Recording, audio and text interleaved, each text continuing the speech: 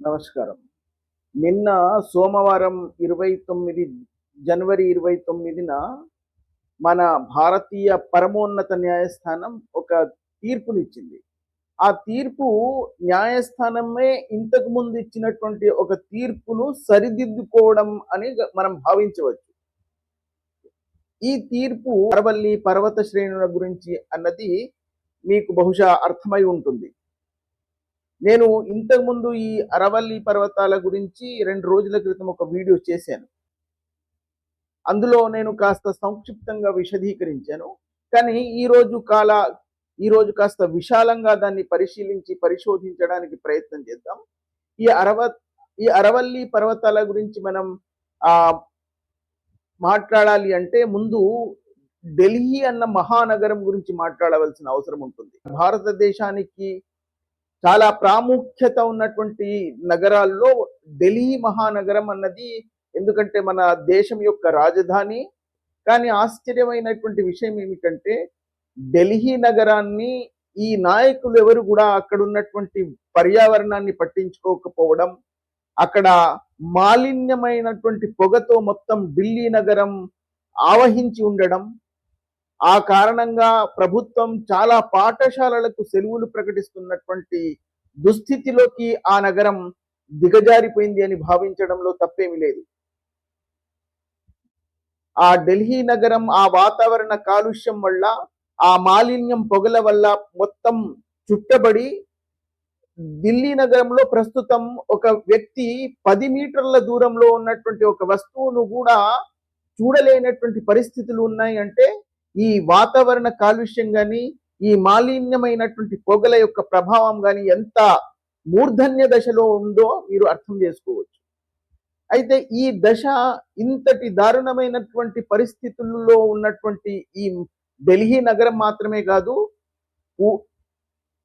దాదాపుగా ఉత్తర భారతంలో ఉన్నటువంటి చాలా నగరాల పరిస్థితులు కూడా ఇప్పుడు ఇలాగే మారబోయే అవకాశాలు చాలా ఉన్నాయి.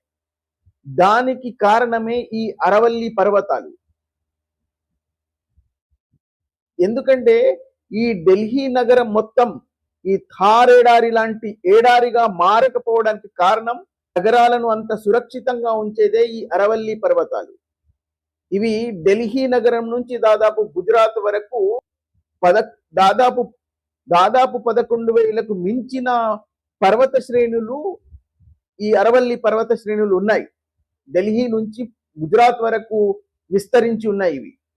ఇవి ప్రభుత్వాలు మరి ఏ కారణం వల్లనో తెలియదు కానీ పెద్ద పెద్ద వ్యాపారవేత్తలకు అక్కడ పంచనక్షత్ర సౌధాలు నిర్మించడానికి, కొన్ని టూరిస్ట్ కేంద్రాలు నిర్మించడానికి, ఖననం చేయించడానికి వాళ్ళు అనుమతులు ఇవ్వడం, దానివల్ల ఇందులో ఉన్నటువంటి భూరిభాగం ఆ అరవల్లి పర్వతాలు క్షీణించిపోవడం, భూమికి సమానమైపోవడం, అక్కడ ఇన్ని నిర్మాణాలు చేపట్టడం వలన ఈ వాతావరణ కాలుష్యం మరీ పెరిగిపోతుంది. ఆ ఉత్తర భారతం మొత్తం ఏడారి ప్రాంతంగా మారకపోవడానికి కారణమే ఇది. ఈ థార్ ఎడారిలో ఉంటున్నటువంటి ఇసుకల మొత్తం ఢిల్లీ నగరాన్ని వ్యాపించకుండా సురక్షితంగా కాపాడేది కూడా ఈ అరవల్లి పర్వతాలే. ఇది చాలా మందికి తెలియనటువంటి విషయం. అయితే ఇంతకు ముందు న్యాయస్థానం ఇచ్చినటువంటి ఒక తీర్పు వల్ల సముద్ర మట్టం నుంచి 100 మీటర్ల ఎత్తు వరకు ఉన్నటువంటి మాత్రమే కాపాడవలసిన అవసరం ఉంది. అంత ఎత్తు లేనటువంటి పర్వతాలన్నీ మీరు ఖననం చేయవచ్చు అని ఒక తీర్పు న్యాయస్థానమే ఇచ్చింది. ఆ న్యాయస్థానం ఆధారంగానే కేంద్ర ప్రభుత్వం ఇంతమంది పెద్ద పెద్ద వ్యాపారస్తులకు ఈ ఖననం కోసం ఇస్తుందని, అక్కడ పెద్ద అపార్ట్మెంట్ సముచ్చయాలు నిర్మించబడుతున్నాయని, పంచనక్షత్ర సౌధాలు నిర్మిస్తున్నారని, పూర్తిగా ఆ పర్వతాలు మొత్తం నశించిపోతున్నాయని ఆ పర్యావరణ శాస్త్రజ్ఞులు, స్థితి ప్రవర్తకులు ఎప్పటి నుంచో హెచ్చరిస్తున్నప్పటికీ ప్రభుత్వాలు దాని మీద పెద్దగా దృష్టి సారించలేదో, లేదా మరి వాళ్ళ యొక్క అభిప్రాయంలో అది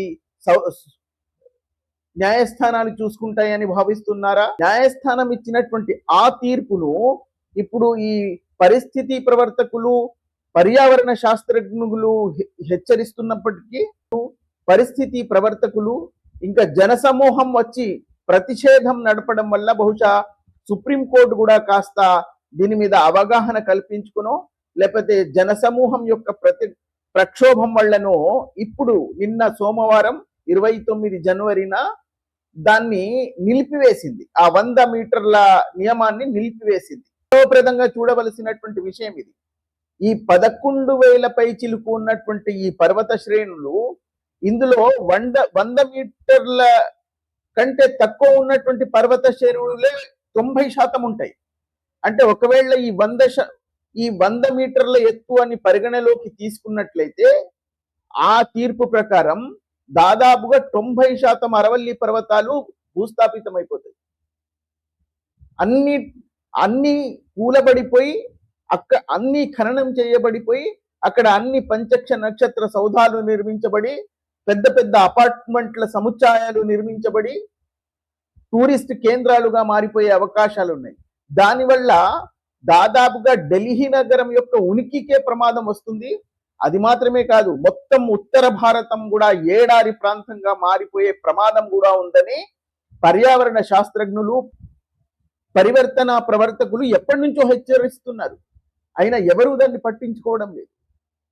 ఈ మధ్య కాలంలో ఎప్పుడైతే ఈ అర్నాబ్ గోస్వామి ఈ మధ్య కాలంలో బీజేపీకి, కేంద్ర ప్రభుత్వానికి విమర్శకుడిగా మారిన తర్వాత ఆయన ప్రధానంగా దీని మీద చాలా బాగా చర్చ చేశాడు, చాలా బాగా విమర్శించాడు కూడా. దీని యొక్క ప్రాధాన్యతను సూచించాడు ప్రజలందరికీ. ఎందుకంటే సాధారణమైనటువంటి ప్రజలకు ఈ విషయాలు తెలియవు. ప్రసార మాధ్యమాల్లో ప్రముఖ స్థానంలో ఉన్నటువంటి అర్నాబ్ గోస్వామి ఈ విషయాలు తెలియజేసినప్పుడు మాత్రమే సాధారణమైనటువంటి ప్రజలకు అది బోధ్యపడి ఉంటుంది. అప్పుడు కానీ జనాలు కూడా దానికి ప్రతిస్పందిస్తూ ఈ పర్యావరణ శాస్త్రజ్ఞులతో పాటు తన పరిస్థితి ప్రవర్తకులతో కలిసి ప్రక్షోభాన్ని సృష్టించడానికి ప్రయత్నం చేస్తున్నప్పుడు, దానికోసం స్పందిస్తూ వాళ్ళ యొక్క ప్రతిస్పందన తెలియజేస్తున్నప్పుడు మాత్రమే ప్రభుత్వాలు కూడా మేలుకుంటాయి. కానీ అదృష్టవశాత్తు ఇంతకు ముందు అదే న్యాయస్థానం ఇచ్చినటువంటి తీర్పును సరిదిద్దుకుంటూ నిన్న సోమవారం మన భారతీయ పరమోన్నత న్యాయస్థానం దాన్ని సరిదిద్దుకుంటూ ఆ 100 మీటర్ల ఆ నియమాన్ని నిలిపివేసింది.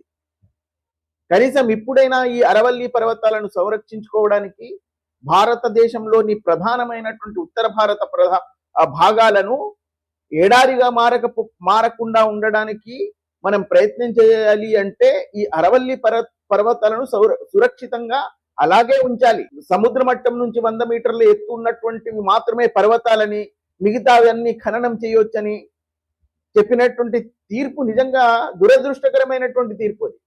దానివల్ల ఎన్ని నగరాలు ఏడారి ప్రాంతాలుగా మారిపోవచ్చు, అంధకారంలోకి వెళ్ళిపోవచ్చు, ఈ మాలిన్యమైనటువంటి పొగలతో నిండిపోవచ్చు. ఇప్పుడు ఢిల్లీ నగరం యొక్క పరిస్థితి చూడండి ఎంత దారుణంగా ఉందో. మొత్తం మాలిన్యమైన పొగలతో చుట్టబడి ఉంది ఢిల్లీ నగరం. ఆ కారణంగా ఎన్నో పాఠశాలలకు సెలవులు ప్రకటించవలసి వస్తుంది.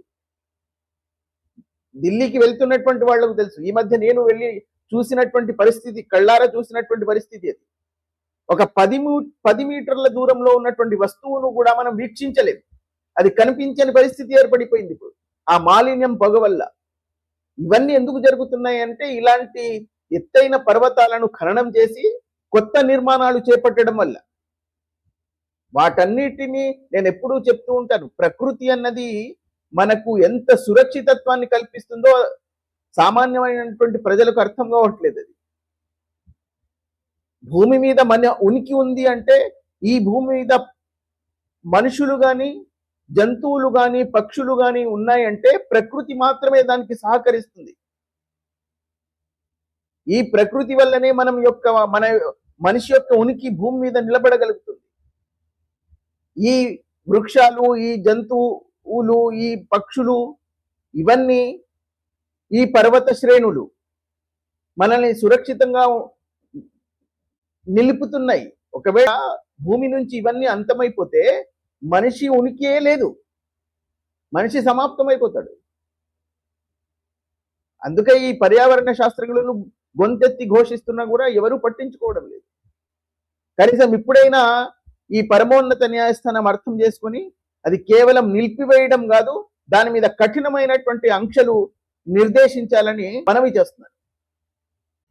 ఈ సూర్యుని సౌరభాన్ని, ఈ చంద్రుని దరహాసాన్ని, ఈ నక్షత్రాల మందహాసాన్ని, ఈ అంతరిక్ష రహస్యాన్ని, ఈ పాలపుంతల కోమలాన్ని, ఈ మేఘాల చలనాన్ని, ఈ సుందరమైన ప్రకృతిని, ఈ భూమండలం యొక్క సౌందర్యాన్ని, ఈ పర్వతాల కవచాన్ని, ఈ ప్రవహించే నదుల లేత సవ్వడిని, ఈ పక్షుల కిలకిల రావాల్ని, ఈ జంతువుల నాట్యాల్ని, ఈ హిమపర్వతాల సౌందర్యాన్ని, ఈ మానవుల మేధస్సుని, ఈ స్త్రీమూర్తుల అందాన్ని, ఈ చిన్నారుల చిరుహాసాన్ని మనం ఎలాగైతే కాపాడుకోవాలని తహతహలాడుతుంటామో, అలాగే ఈ పర్వత శ్రేణులను కూడా మనం కాపాడుకోలేకపోతే రేపు మనిషి యొక్క భవిష్యత్తుకే ఇది ప్రమాదం అవుతుందని, ఈ భూమి మీద మనుష్య జాతి అన్నదే అంతమైపోతుందన్నది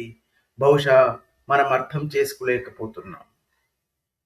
అందుకే ఇప్పుడు ఒక్కసారి ఊహించండి, ఈ అరవల్లి అన్న ఈ పర్వత శ్రేణులు లేకుండా ఈ దేశాన్ని, ఈ కొండలు ఒకసారి నశిస్తే ఏ కోర్టు ఉత్తర్వు, ఏ చట్టం, ఏ ధనం వాటిని తిరిగి తీసుకోరాలేవు.